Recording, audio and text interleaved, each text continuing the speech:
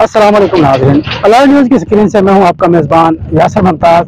तो नाज़रीन, हमने बुलंदों की काश्त का सिलसिला शुरू किया था, जिससे तमाम मराहल से अपने जो है काश्तकार भाइयों को आगाह करना था। तो आज हमारा इस सिलसिले का आखिरी वीडियो और आखिरी मरहला आ गया है। यकीनन इसमें हमारे काश्तकारों को ये इश्तियाक होता है कि इसकी जो पैदावार है वो कितनी आई है और इसकी जो हार्वेस्टिंग का तरीका क्या है। तो नाज़रीन, ये आपको मेरे पस मंजर में इसका पेड़ नजर आ रहा होगा।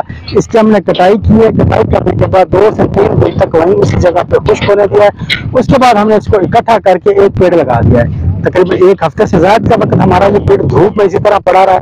अब ये बिल्कुल खुश्क हो चुका है। अब हमारी थ्रेशर आ चुकी है। अब हम इसकी थ्रेशर लगा के इसकी गहाई का अमल शुरू करने जा रहे हैं। तो इसकी गहाई के लिए थ्रेशर लगाने के बाद बाकी जो मराहल हैं वो हम आपको लाइव दिखाने जा रहे हैं। तो आइए आप भी मेरे साथ चलिए, देखिए और जानिए गहाई का अमल किस तरह मुकम्मल होता है। जी बिल्कुल मेरे काश्तकार भाइयों, ये तस्वीर जो आपको नज़र आ रही है ये हमारा बिलंगू जब रफ था, ये हमने इसलिए शामिल किया ताकि आपको साथ में इसका पस मंज़र भी दिखा सकें। ये वो खेत है जब हमने काश्त की हुई थी और ये पकने के करीब था। अब पक के कट चुकी है और हमारी ये जो थ्रेशर अब चल पड़ी है। थ्रेशर में हमने मंडली लगा ली है और मंडली लगाने के बाद हम थोड़ा थोड़ा करके बिलंगू डाल रहे हैं।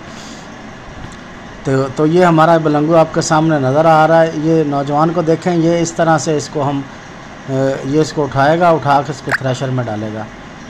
और इसकी थ्रेशर जो थोड़ी सी स्पेशल होती है, ये गंदम वाली जो थ्रेशर है उसकी जो जालियाँ तब्दील की जाती हैं, बारीक जाली लगाई जाती है जो कि बारीक पाउडर की तरह तूड़ी निकालती है। अगर पाउडर बारीक नहीं होगा तो बिलंगू का निकाल नहीं होगा। बिलंगू बिल्कुल खुश्क हालत में आपने डालना है। खुश्क हालत में जो बिलंगू होता है उसका निकाल बहुत अच्छा होता है। गीला बिलंगू जो है वो ना उसको थ्रेशर निकालती है और ना ही उससे सही तरह निकाल होता है।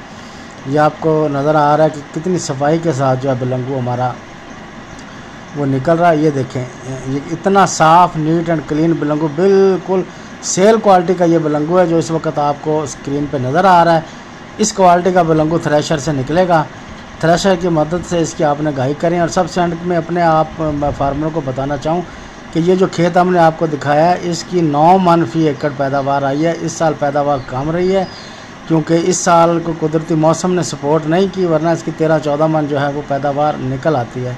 लेकिन हमारे ये खेत जो हमने आपको शुरू से एंड तक दिखाया, इसका जो है वो रेट अभी हम मंडी में जो जाएंगे आपको उसके रेट से भी आगाह करेंगे।